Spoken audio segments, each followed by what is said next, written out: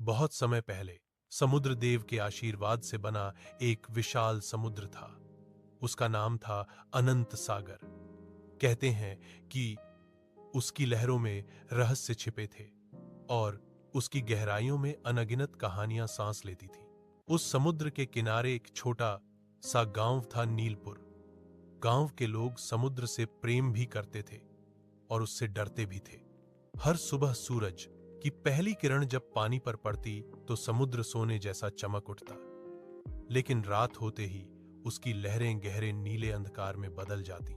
गांव में एक बालक रहता था, आरव। आरव को समुद्र की आवाज सुनना अच्छा लगता था। वह अक्सर तट पर बैठकर लहरों से बातें करता।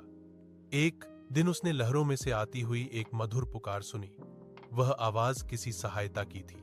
आरव ने साहस जुटाया और एक छोटी नाव लेकर समुद्र की ओर बढ़ गया। जैसे जैसे वह आगे बढ़ा, लहरें ऊंची होती गईं, हवा तेज चलने लगी। तभी अचानक समुद्र शांत हो गया।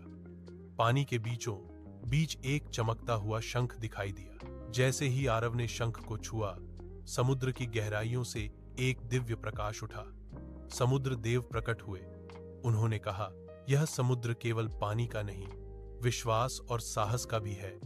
जिसने डर को जीत लिया, वह इसकी शक्ति को पा सकता है। आरव ने विनम्रता से सिर झुका दिया। उसी क्षण समुद्र की लहरें मधुर संगीत गाने लगी। शंख एक साधारण सीप में बदल गया और समुद्र फिर शांत हो गया।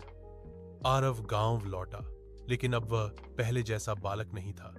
उसकी आंखों में आत्मविश्वास की चमक थी। उसने सीखा था कि विशाल समुद्र की असली गहराई बाहर नहीं, भीतर होती है।